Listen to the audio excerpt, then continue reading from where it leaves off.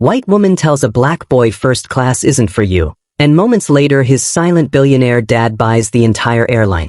But what this descendant of plantation owners said to a 12-year-old carrying his great-grandfather's World War II pilot wings will make you question whether we've moved forward at all or just learned to hide hatred behind polite language.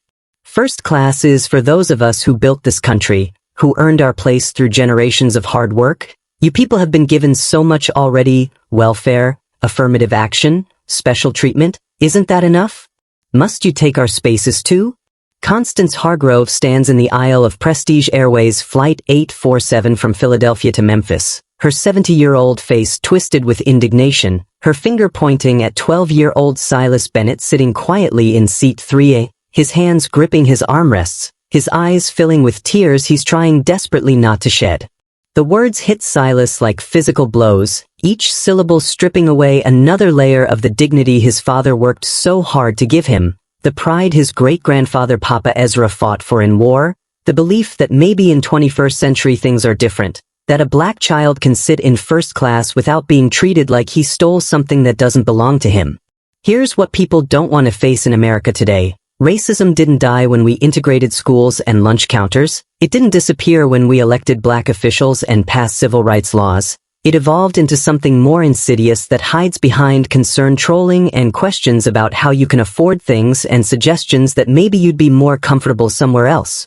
And in some ways that makes it more dangerous than the open hatred of the past, because now when black children are humiliated, people can claim it wasn't about race, it was about maintaining standards, about questioning suspicious circumstances, about protecting the integrity of spaces that were never meant for us in the first place.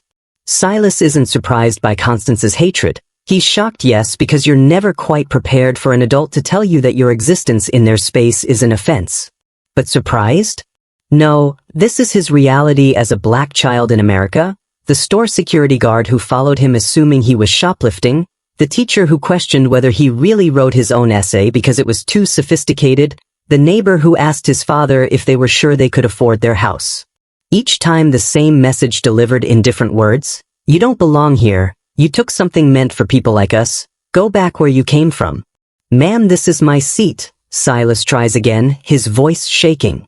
My dad bought this ticket, here's my boarding pass, here's my unaccompanied minor paperwork, I'm supposed to be here.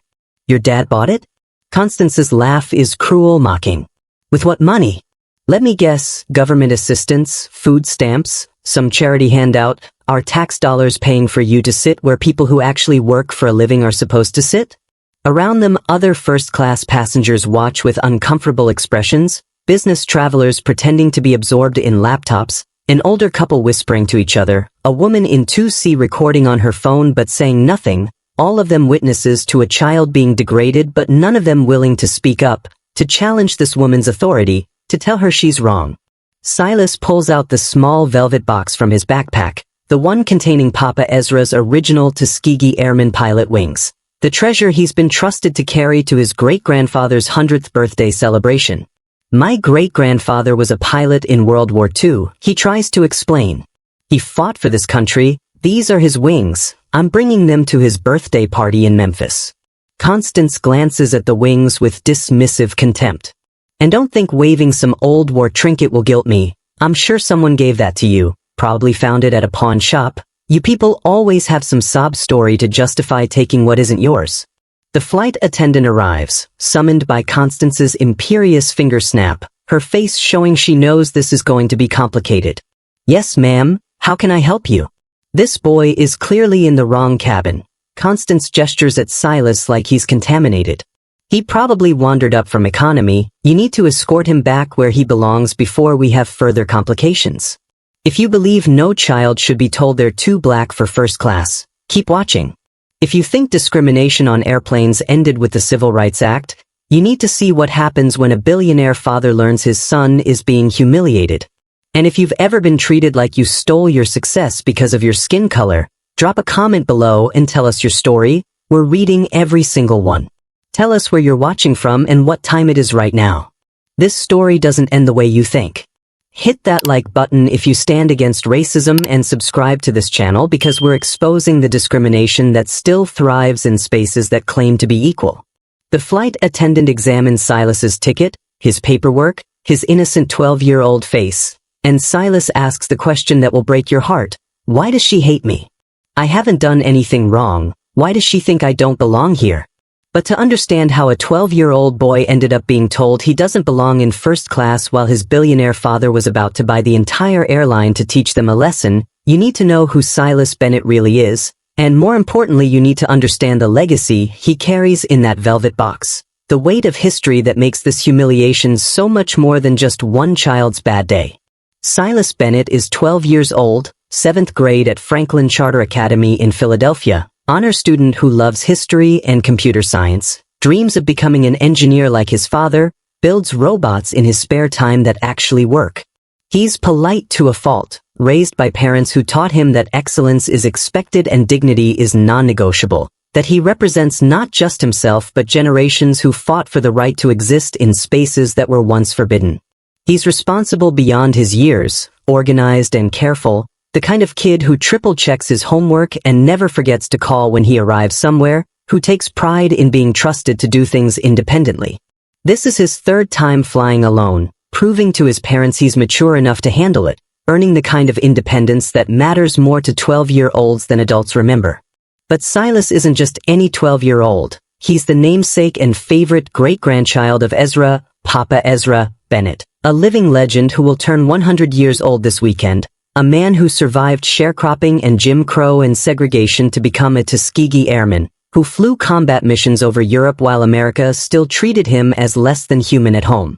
Papa Ezra is Silas's hero, the man who taught him that dignity isn't given but claimed, that excellence is the best response to hatred, that being twice as good isn't fair but it's reality. They have Saturday morning traditions where Papa Ezra tells war stories, shows Silas his medals and photos, explains what it meant to fight for a country that wouldn't let him eat at lunch counters or stay in hotels or vote in some states.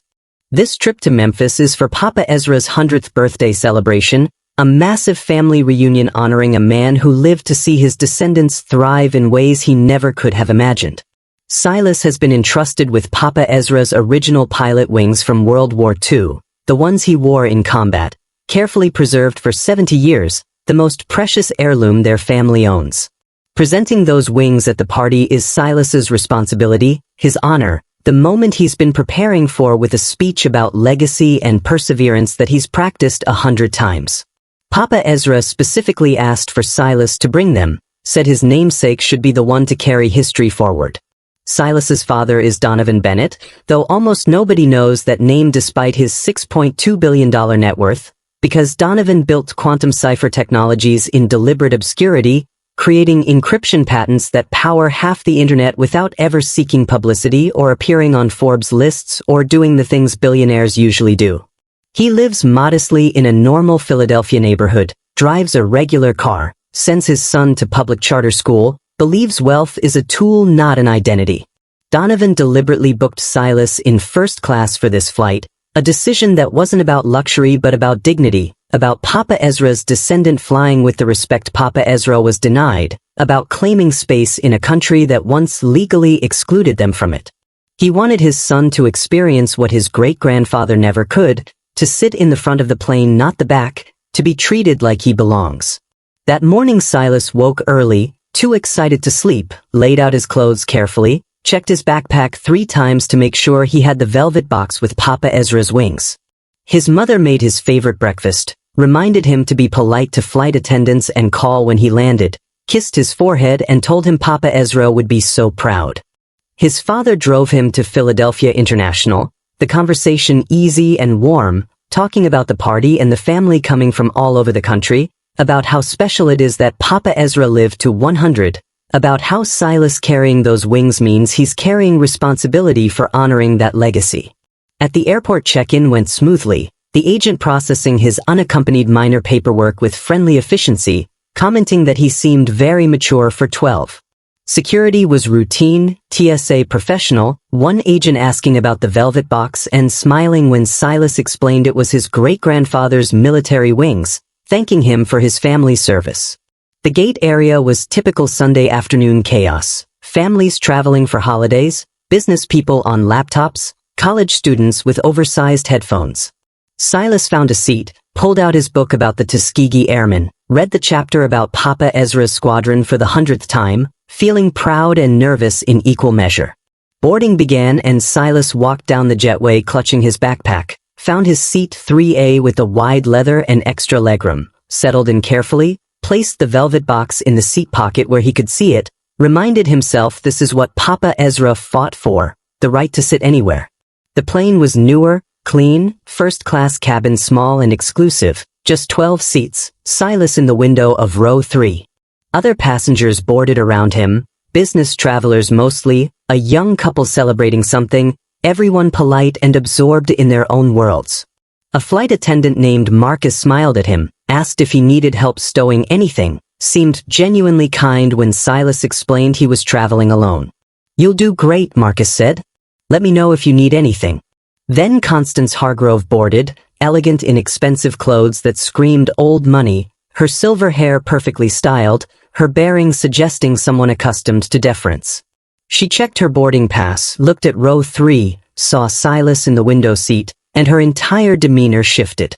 The lead flight attendant Sharon arrives at row 3, her face already showing the practiced patience of someone who deals with difficult passengers regularly, but also the subtle tension of someone who knows Constance Hargrove by reputation, knows she's platinum elite, knows she complains constantly, knows the crew has been quietly intimidated by her for years.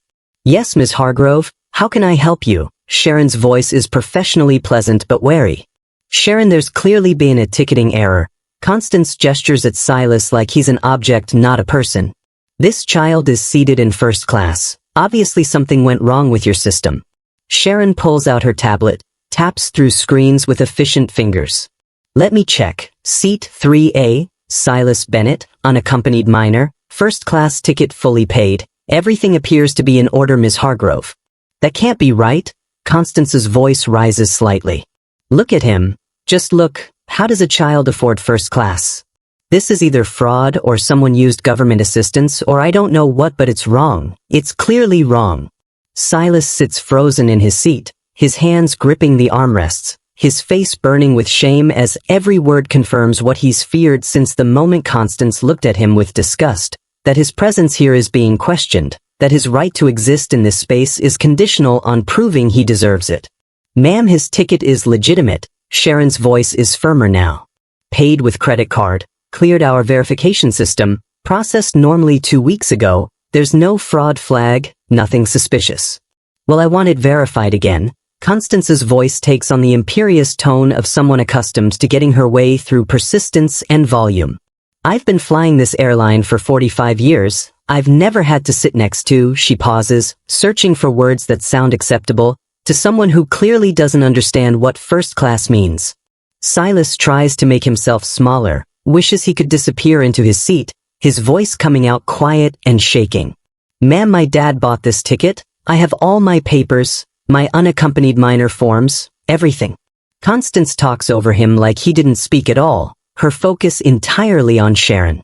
"Call the gate supervisor. I want his ticket forensically examined. Credit cards can be stolen, you know. This could be identity theft or worse." Sharon hesitates, her professional training warring with her knowledge that this is unreasonable, that Silas has done nothing wrong, that Constance is being discriminatory. "Ms. Hargrove, that's really not necessary. Our system is quite secure." "Are you refusing to verify a potentially fraudulent ticket?" Constance's voice goes cold with threat. "I'll report this to your CO. I know Gerald Whitman personally. We play golf together. I'm sure he'd be very interested to know his staff is refusing basic security protocols." Sharon's resistance crumbles under the weight of corporate hierarchy and the fear of complaints from elite passengers, her shoulders sagging slightly. "I'll call the supervisor. Just give me a moment." She walks away and Silas feels tears threatening, blinks rapidly trying to keep them from falling, reaches into his backpack and touches the velvet box with Papa Ezra's wings, tries to channel the courage of a man who faced worse than this and survived. Constance settles into seat 3B, the aisle seat next to Silas, refuses to look at him directly, pulls out her phone and starts typing, muttering just loud enough for him and nearby passengers to hear. Standards have completely fallen apart, just completely fallen apart. You pay premium prices and get seated next to charity cases? The businessman in 2C glances over, his expression uncomfortable, but he says nothing, returns his eyes to his laptop, choosing silence over confrontation. The couple in 4A and 4B exchange looks that might be sympathy or might be judgment, whisper to each other too quietly for Silas to hear, but their body language says they're discussing him, evaluating him, deciding whether Constance might have a point. Nobody speaks up, nobody tells Constance she's wrong, nobody asks Silas if he's okay, and the silence feels like agreement, like everyone in first class is united in the belief that maybe he doesn't belong here, maybe there was a mistake, maybe this black child in his neat clothes with his carefully packed backpack is somehow an intruder in a space meant for people who look like them. The gate supervisor arrives 10 minutes later, a white man in his 40s named Brian who looks nervous the moment he sees Constance, his face showing he knows this is going to be difficult, that dealing with her always is. Finally, Constance's voice drips with exasperation. Brian, this child's ticket needs verification. It seems highly questionable that someone his age could legitimately afford first class. Brian takes Silas's boarding pass, his unaccompanied minor forms, his ID, examines everything with meticulous care while Silas sits trying not to cry, trying not to let them see how much this hurts, trying to remember Papa Ezra's stories about maintaining dignity when people treat you like you're less than human. Ms. Hargrove, everything is completely legitimate. Brian's voice is apologetic, directed at Constance, not at Silas. Ticket purchased 2 weeks ago, credit card cleared without any issues, no fraud flags in our system, this is a valid booking. Run it through your system again, Constance demands. Whose credit card was it? Brian reads from his screen. Donovan Bennett. And who is that? Constance's voice is sharp with suspicion. His father? What does he do? How did he afford this? Silas answers quietly, trying to defend his father's honor. My dad works in technology. Constance scoffs, the sound dismissive and cruel. Technology, so he probably works at Best Buy or some retail electronics store and saved up his little paycheck to put his son in first class for one flight? How quaint, how absolutely quaint. The humiliation washes over Silas in waves, the assumption that his father is poor, that they scrape together money they don't have, that this ticket represents sacrifice born of inadequacy rather than the simple truth that his father wanted him to fly with dignity.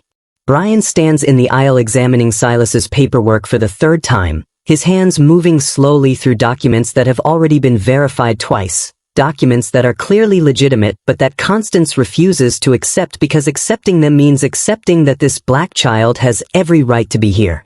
Ms. Hargrove, regardless of the passenger's father's occupation, the ticket is completely valid. Brian's voice tries for firmness but lands somewhere near pleading.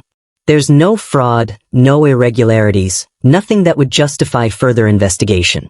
I don't care if it's technically valid. Constance's voice rises enough that passengers throughout first class are now openly watching.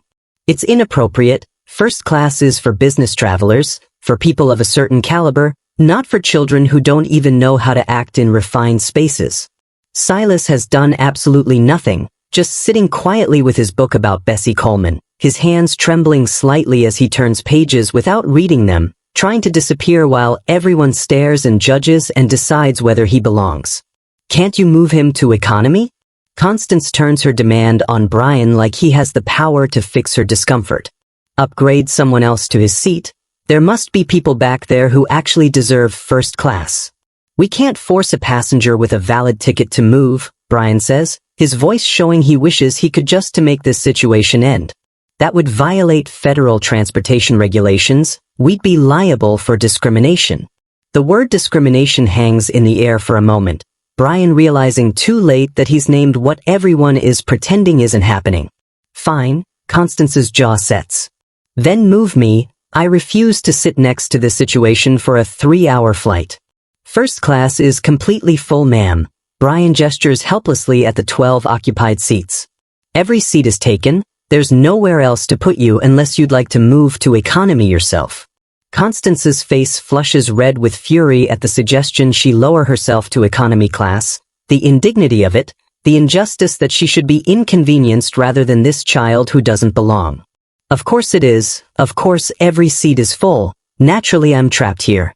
She sits heavily in 3B, her body language radiating hostility, pulls out her phone and starts typing furiously, her muttering growing louder.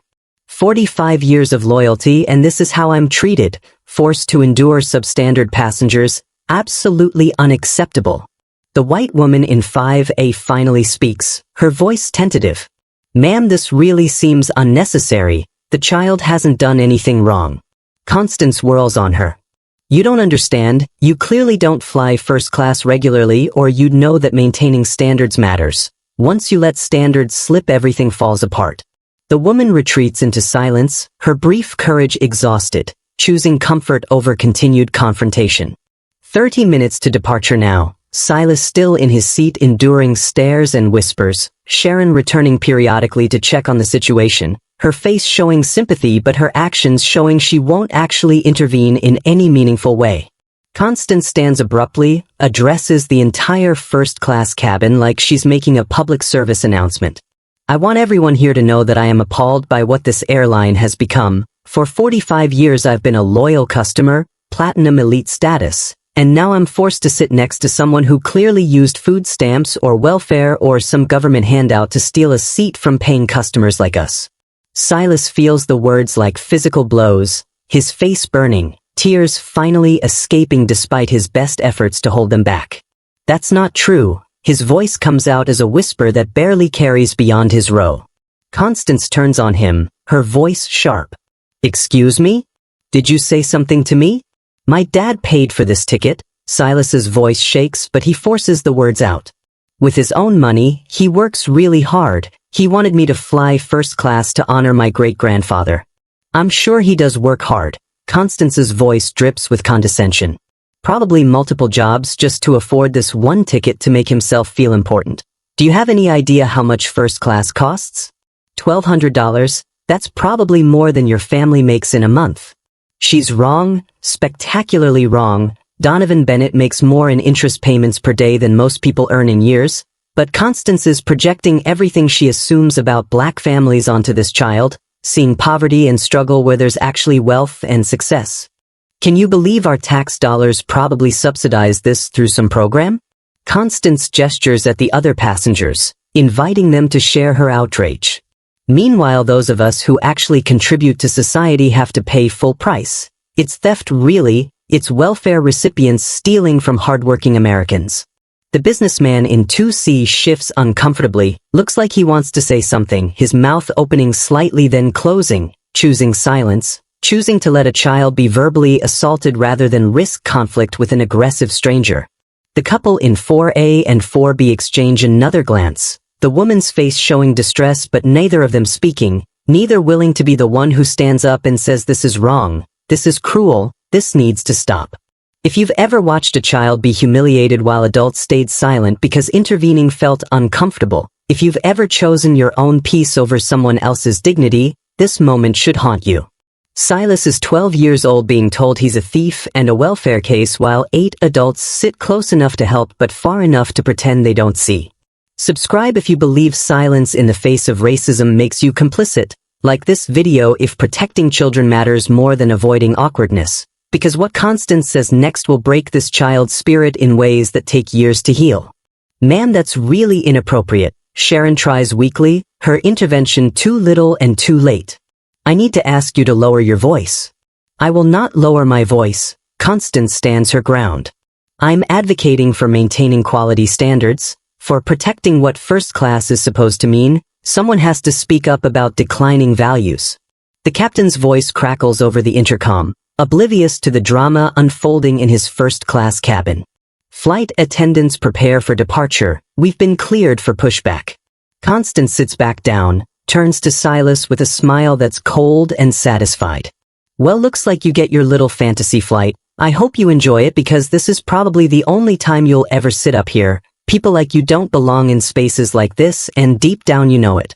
Silas clutches his book tighter, his vision blurring with tears, his throat tight with the effort of not sobbing out loud, his mind replaying Constance's words on loop, welfare, food stamps, doesn't belong, people like you, each phrase carving itself into his memory where it will live forever. The plane pushes back from the gate, begins taxiing toward the runway, And Silas realizes he's trapped here for 3 hours with this woman's hatred, with the silent complicity of everyone around him, with no escape and no defender and no way to make this stop. The plane taxis slowly toward the runway, the hum of engines building, passengers settling into their seats for the flight ahead, but in row 3 there's no settling, just escalating tension as Constance Hargrove decides that making Silas uncomfortable isn't enough. She needs to make sure everyone knows exactly how she feels about his presence. Silas tries to focus on his book, tries to read the words about Bessie Coleman's courage and determination, tries to channel even a fraction of the strength that first black female pilot must have had, but the letters blur together through his tears, meaningless shapes on a page while Constance's voice fills the cabin. You know what really bothers me about this situation? Constance addresses no one in particular but everyone within earshot.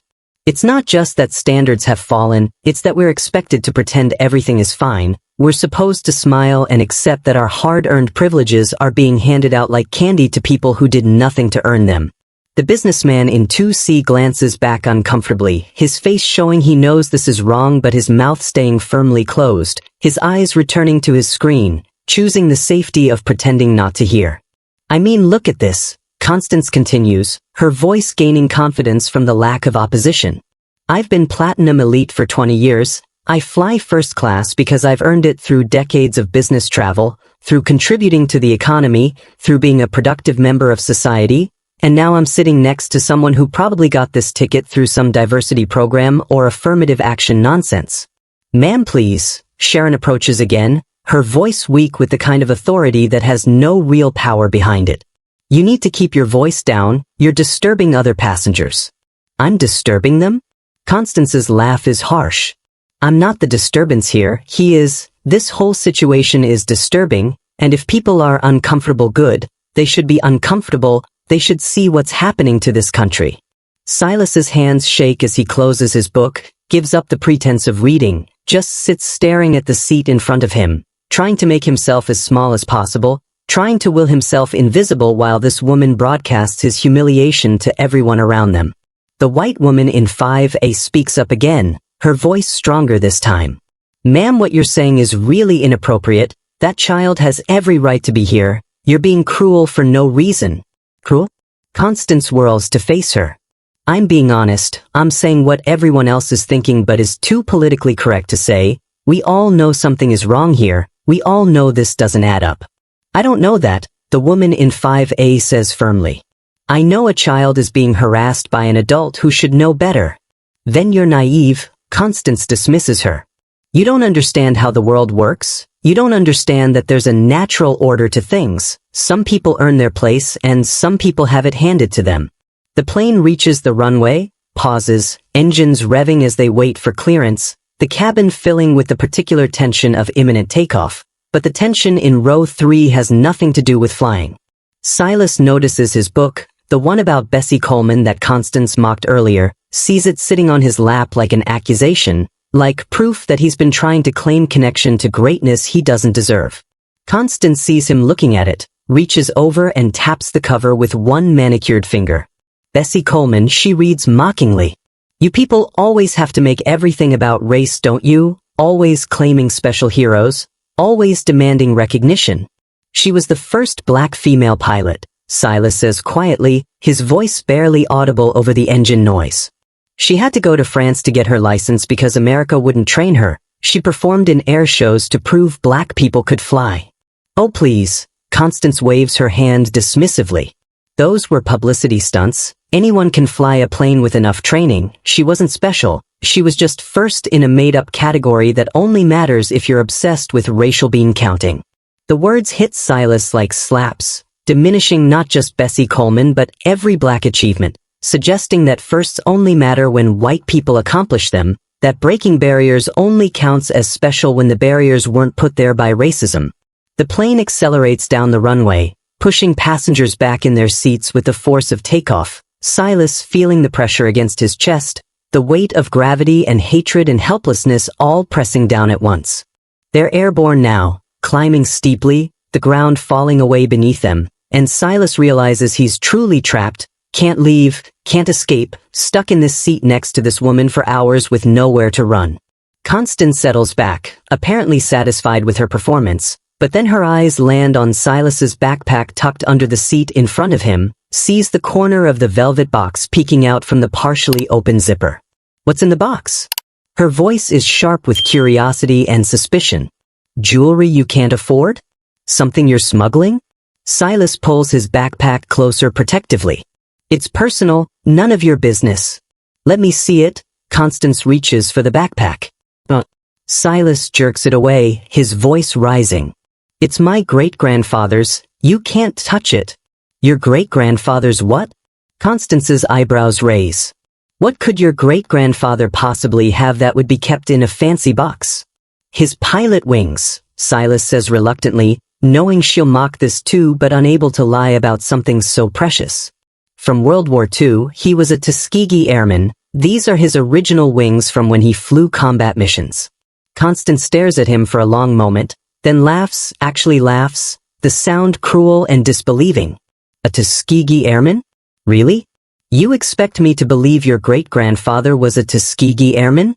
It's true, Silas's voice breaks.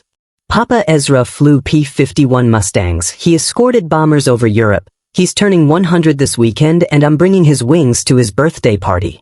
Oh please, Constance's voice drips with contempt. Those men were just mechanics or cooks or something. They weren't real pilots. That whole Tuskegee thing was propaganda to make your people feel better about yourselves. That's a lie. Silas's voice rises, anger finally overriding fear. They were fighter pilots, highly trained. They had one of the best records in the war. They saved lives. They were heroes. Several passengers turned to look now, the confrontation impossible to ignore, phones coming out to record, witnesses to a child defending his great-grandfather's honor against an adult determined to diminish it. Listen to me, boy. Constance leans close, her voice dropping to something venomous and intimate, designed to cut deep without the whole cabin hearing. I don't care what stories your family tells to make yourselves feel special. The truth is people like you have always taken credit for things you didn't earn. First it was civil rights you didn't deserve, then affirmative action you didn't qualify for, and now first-class seats you can't afford. The words hit Silas like a physical assault, each phrase designed to strip away his dignity, to make him feel like an imposter, like someone who's stolen opportunities that belong to others, like his very existence in this space is theft. You people have been given everything, Constance continues, her finger pointing at his chest without quite touching him. Welfare, food stamps, Section 8 housing, free education, special treatment in hiring, quota systems that put you ahead of more qualified candidates, and it's still not enough, you still want more. Silas feels something breaking inside him, the careful composure his parents taught him crumbling under the weight of hatred he's too young to process, too inexperienced to defend against, too hurt to endure silently anymore. My dad works really hard, his voice comes out small and desperate. He built his company from nothing, he didn't get handouts, he earned everything we have. Built his company, Constance laughs mockingly. Selling cell phones at Best Buy isn't building a company, sweetheart, it's retail work. There's nothing wrong with it, but let's not pretend it's the same as real entrepreneurship, real business ownership, the kind that actually creates wealth. She gestures around the first-class cabin with a sweeping hand. All of this is for people whose families built this country, whose ancestors worked hard and accumulated wealth through generations of discipline and sacrifice. Your great-grandfather, if he even exists, was probably just some mechanic who wore a uniform, and now you're trying to ride that fiction into spaces you don't belong. He was a pilot, Silas insists through tears. He flew combat missions, he has medals, he has documented flight records, he's in the Tuskegee Airmen Museum. Museums put anything in them these days to be politically correct. Constance waves this away. Doesn't mean it's true, doesn't mean he actually did what they claim. History gets rewritten all the time to make certain groups feel better about themselves. The businessman in 2C finally speaks, his voice quiet but firm. Ma'am, that's enough, you're way out of line here. The Tuskegee Airmen are well-documented heroes, you can't just dismiss their service. Constance turns on him. Oh, so now you're an expert on military history? Let me guess you're going to lecture me about how we're all equal and racism doesn't exist, and I'm the problem here? You are the problem, the man says, his courage building. You've been harassing a child for an hour, making assumptions about his family based on nothing but his skin color, saying things that are objectively racist. I'm not racist. Constance's voice rises with indignation. I simply believe in order, in standards, in the natural hierarchy of things. That's not racism, that's reality. The woman in 5A stands up, her voice shaking with anger.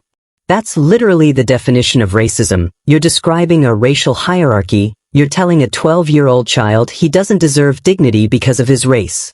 I never said race, Constance counters.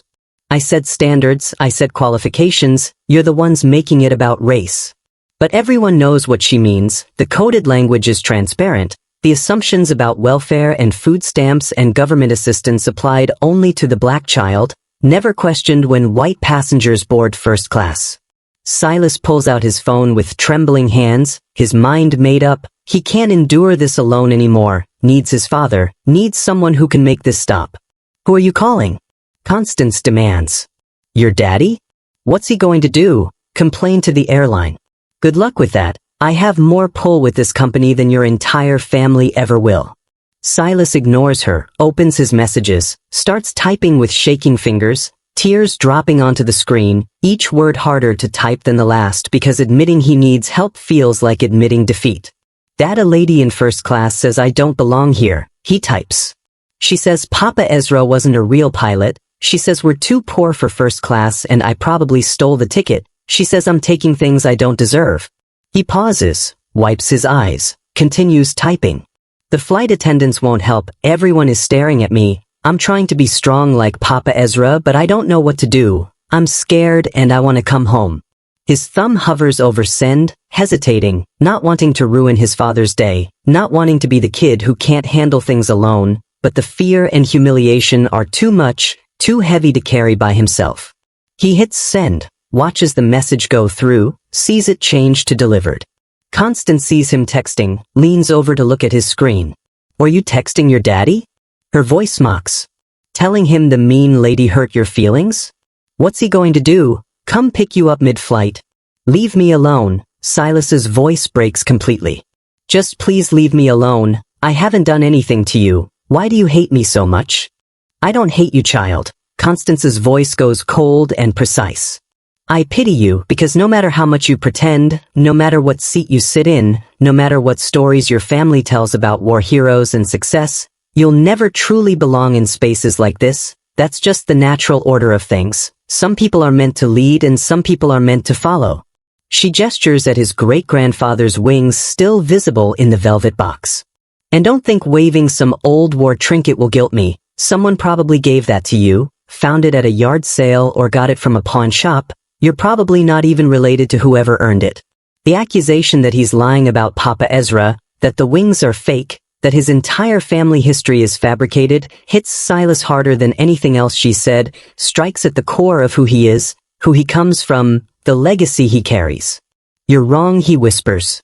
You're wrong about everything. Papa Ezra is real, his service is real, my family is real, we're not liars or thieves or welfare cases, we're just people trying to live with dignity. Dignity. Constance repeats the word like it's funny. You want dignity? Then act like you deserve it, sit in the seats meant for you, stop trying to climb above your station, accept your place in the world with grace instead of demanding special treatment. Sharon appears again, her face showing she heard at least some of this, her voice finally carrying real authority. Ma'am, I'm going to have to ask you to stop addressing this passenger. You're creating a hostile environment. I'm creating honesty, Constance counters. Someone has to say what everyone's thinking. But nobody is thinking it, the businessman in 2C says loudly. Nobody except you, you're alone in this bigotry. The rest of us are just ashamed we didn't stop you sooner. And in Philadelphia, 300 miles away, Donovan Bennett's phone buzzes on his conference table, the screen lighting up with a message from Silas, and everything is about to change. In Philadelphia, in a glass-walled conference room on the 42nd floor of a building Donovan Bennett owns but doesn't advertise owning, the man worth $6.2 billion sits at the head of a mahogany table surrounded by lawyers and financial advisors, discussing an acquisition he's been ambivalent about for months. The Prestige Airways deal, his CFO Marcus Williams is saying, "We need a decision today. Their board is getting impatient. 890 million for a struggling airline. The numbers work, but airlines are notoriously difficult to manage. Unions and regulations and logistics nightmares. Are we in or are we out? Donovan stares at the spreadsheets in front of him, profit projections and debt ratios and market analysis. All the data that should make this decision easy but somehow doesn't. Something holding him back from pulling the trigger on a deal that makes financial sense. I don't know, his voice is thoughtful. The numbers are good, but do I really want the headache of running an airline? We're tech people, this is outside our wheelhouse, maybe we should pass. His lead attorney Jennifer Chin leans forward. Donovan, if we pass now we lose our exclusivity window, they'll open bidding to other buyers, we've invested 4 months of due diligence, walking away means writing off those costs. 4 months of work, millions in legal fees and consultant expenses, all sunk costs if he says no, but Donovan didn't become a billionaire by making decisions based on sunk costs. He became one by trusting his instincts about when to commit and when to walk away. His phone buzzes on the table, the screen lighting up. He glances at it expecting work email or news alerts, sees instead a message from Silas, sees the preview showing Dad a lady in first class, and his heart drops before he even opens the full text. Give me a second, he says to his team, picks up the phone, unlocks it, reads. Dad a lady in first class says I don't belong here. She says Papa Ezra wasn't a real pilot. She says we're too poor for first class and I probably stole the ticket. She says I'm taking things I don't deserve. The flight attendants won't help. Everyone is staring at me. I'm trying to be strong like Papa Ezra, but I don't know what to do. I'm scared and I want to come home. Donovan reads it once, reads it again, feels rage building in his chest like nothing he's felt in years. His son being humiliated, his father being insulted, his family being degraded while strangers watch and do nothing. His jaw clenches, his hand tightening on the phone, everyone in the conference room noticing the change in his demeanor, the shift from contemplative businessman to something harder and more dangerous. What airline is Silas flying? His voice is quiet, but everyone hears the steel underneath. Marcus checks his tablet. Prestige Airways, Flight 847, Philadelphia to Memphis, departed about 40 minutes ago. The words hang in the air for a moment, the coincidence too perfect to ignore, Donovan's son being tormented on the very airline they're debating whether to purchase. The acquisition we've been discussing, Donovan says slowly. It's Prestige Airways, the same airline my son is currently on being racially harassed while their crew does nothing to stop it. The room goes silent, everyone understanding immediately that this changes everything, that this is no longer just a business decision but something deeply personal.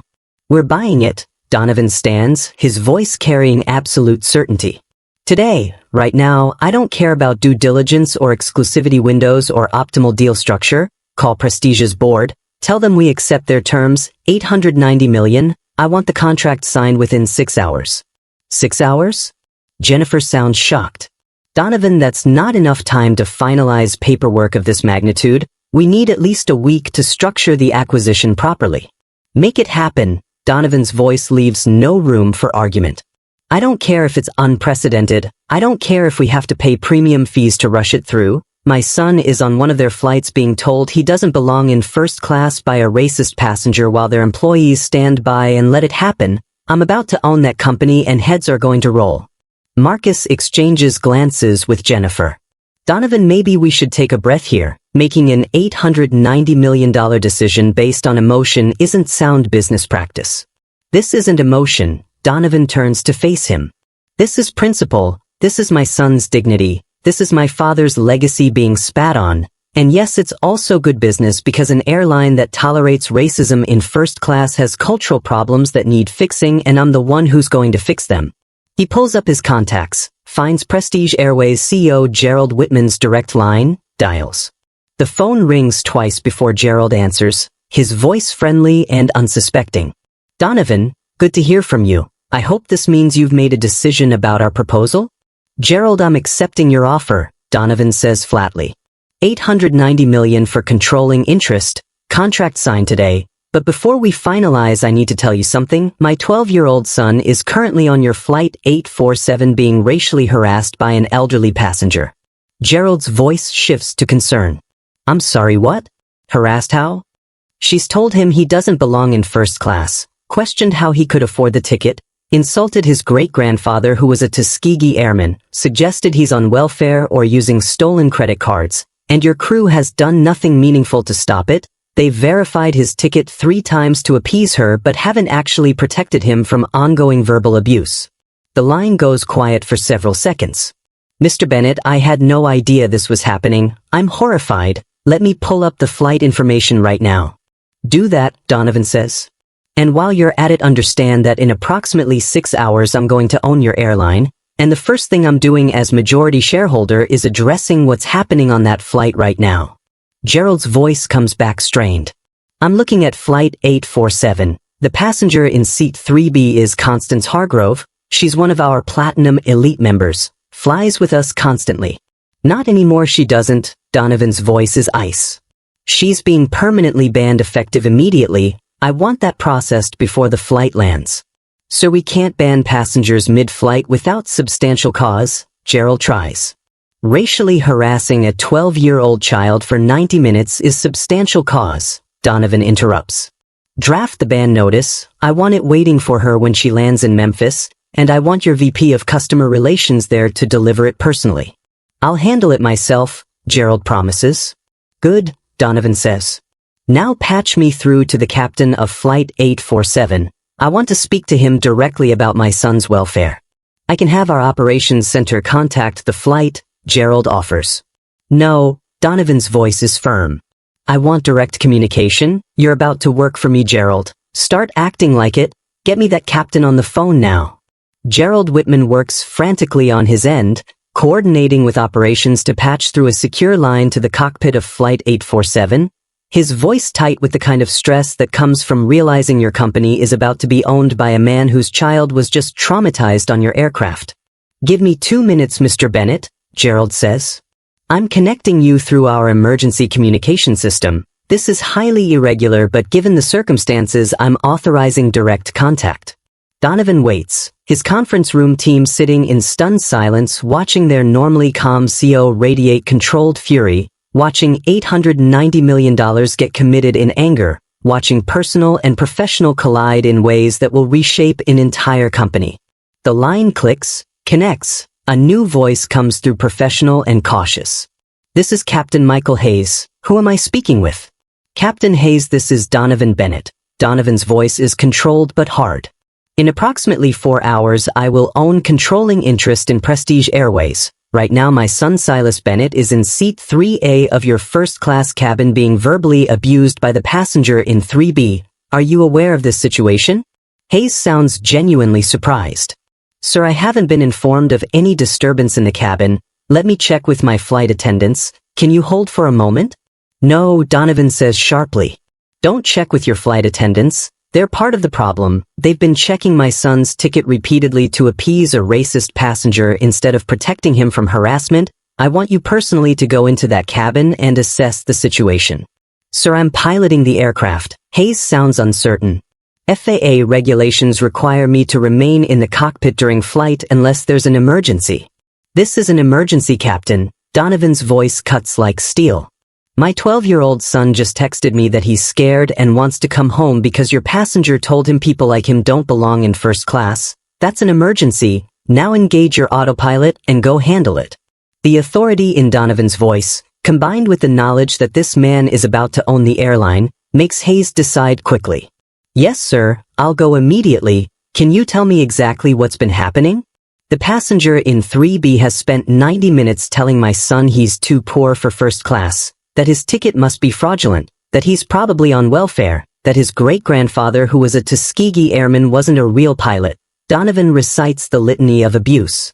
She's created a hostile environment based entirely on his race, and your crew has enabled it by treating her complaints as legitimate instead of discriminatory.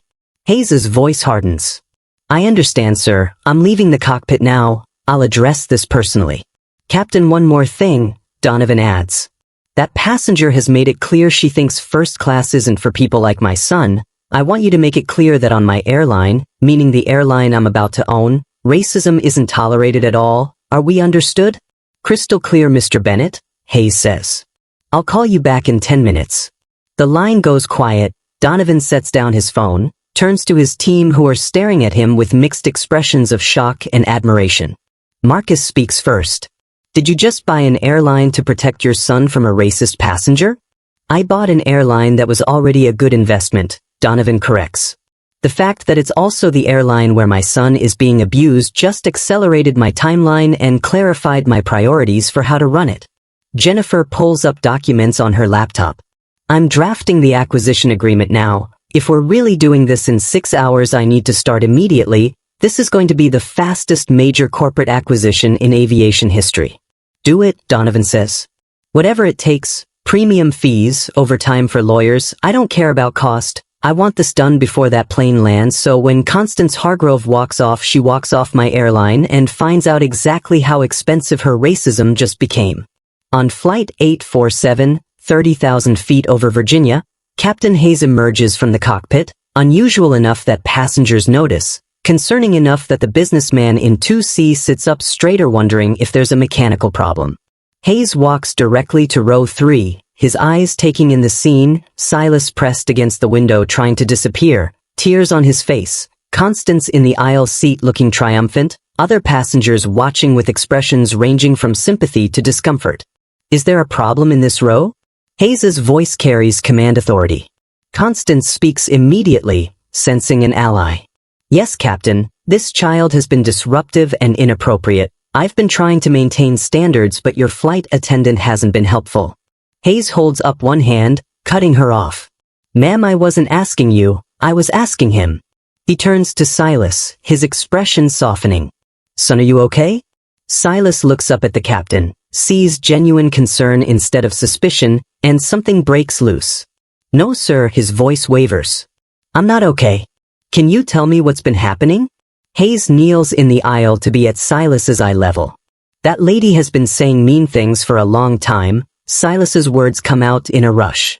She said I don't belong in first class. She said my dad probably works at Best Buy and can't really afford this ticket. She said my great-grandfather wasn't a real Tuskegee Airman. She said people like me are on welfare and taking things we don't deserve.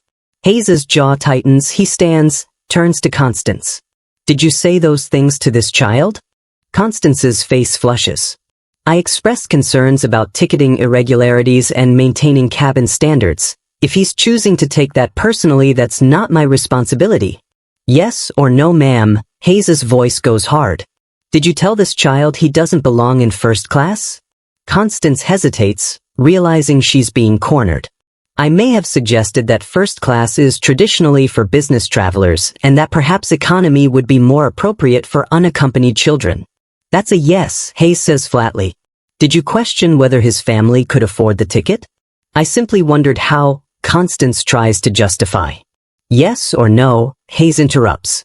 Yes, Constance admits reluctantly. But it was a reasonable question given the circumstances. The circumstances being that he's black, Hayes says what everyone is thinking. Because I guarantee you didn't question the white 12-year-old who flew first class last week, did you? Constance stands abruptly. How dare you accuse me of racism? I have black friends. I voted for Obama. This has nothing to do with race and everything to do with maintaining standards. Ma'am, I've been in contact with our incoming majority owner, Hayes says. As of approximately 90 minutes ago, Prestige Airways is being acquired by Donovan Bennett. Would you like to know who Donovan Bennett is? Constance looks confused. Some tech investor, I assume. What does that have to do with anything? Hayes gestures to Silas. He's this child's father. You've spent 90 minutes insulting the son of the man who just bought this airline. Constance's face drains of color, her mouth opening and closing without sound, the full weight of her mistake crashing down as she realizes she's been tormenting the child of a billionaire who literally just purchased the airline she's flying on. That's impossible, her voice comes out weak. You're lying, this is some kind of trick. Hayes pulls out his phone, shows her the message he received from operations. Acquisition confirmed. Donovan Bennett assumes controlling interest effective immediately. Passenger Constance Hargrove in seat 3B to be permanently banned upon landing. Tell Whitman to personally deliver notice. Constance reads the message, her hands starting to shake. I didn't know. How could I have known? He's just a child. There was no indication his father was anyone important. His father's importance is irrelevant, Hayes says coldly. You harassed a 12-year-old child based on assumptions about his race and class. That's unacceptable regardless of who his parents are. The fact that his father can now ban you is just justice catching up. The businessman in 2C speaks up, his voice carrying guilt. Captain, I need to apologize. I heard what was happening. I should have intervened sooner. I was a coward and I'm ashamed. The woman in 5A nods. Me too. I said something once, but I should have done more. I should have called you, should have made them stop. I just sat here and let it happen. 𝐾𝐨 addresses the entire first-class cabin. What happened here today is a failure of human decency. Multiple adults watched a child suffer and chose comfort over action. You should all be ashamed. I know I am for not being informed sooner. He turns back to Constance. Ma'am, you're going to sit quietly for the remainder of this flight. You will not speak to or look at this child. When we land, you'll be met by airport security and airline executives. Do you understand? Constance nods mutely. All her earlier confidence evaporated, reduced to a frightened old woman facing consequences for the first time. 𝐾𝐨 kneels beside Silas again.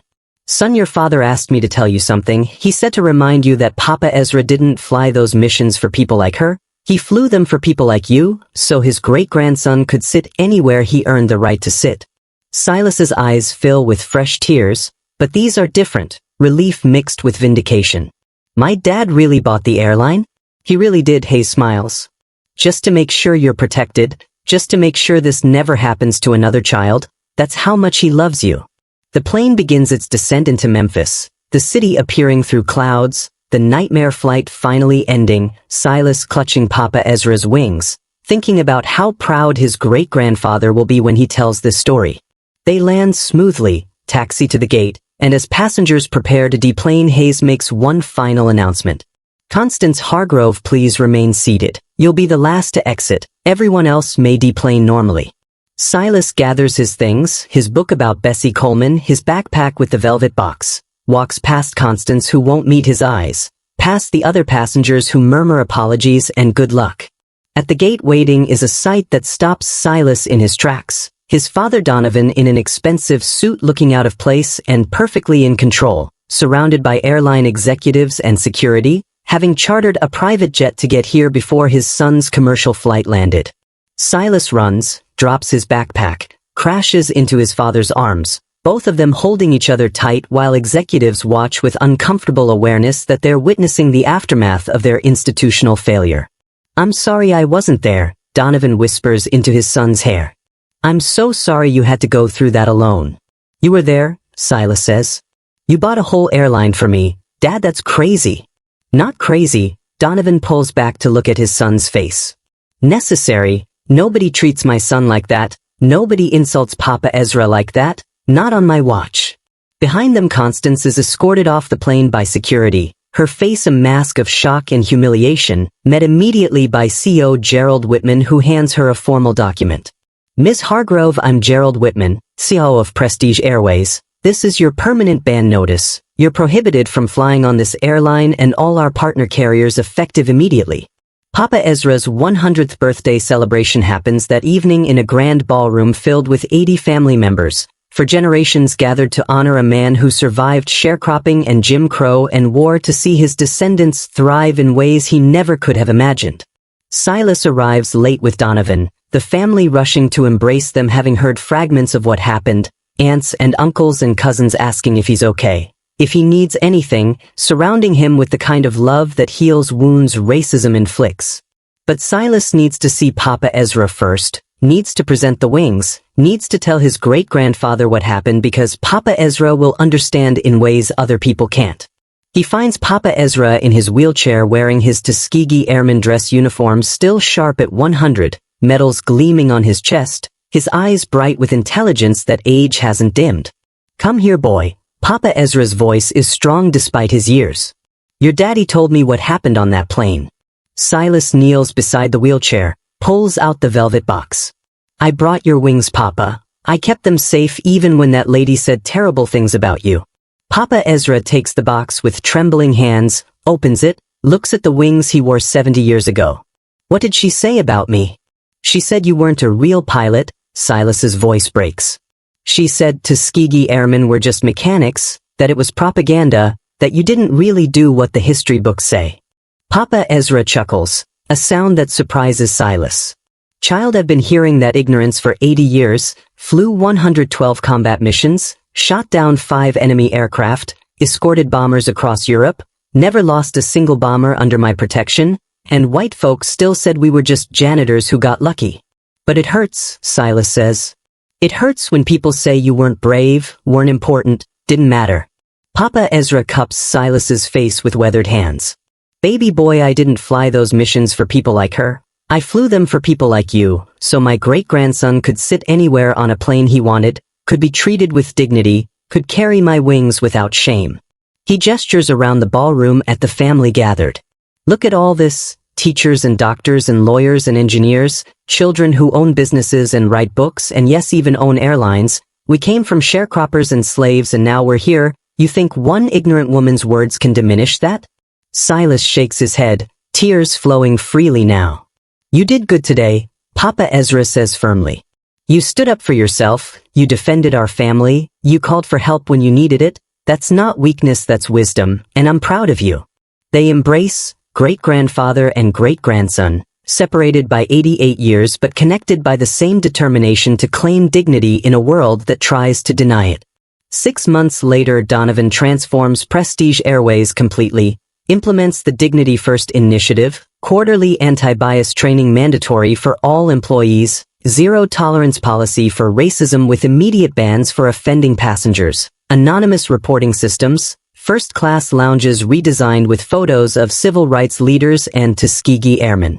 He partners with the Tuskegee Airmen National Historical Museum. Every ticket sold funds scholarships for Black youth pursuing aviation careers.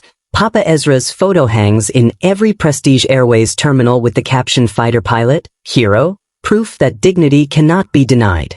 Constance Hargrove is banned from Prestige and 12 partner airlines. Her incident goes viral. Passengers filmed her racism, shared it everywhere. First-class Karen becomes shorthand for entitled discrimination. Her country club membership revoked. Her church asks her to leave. Her own children release statements condemning her.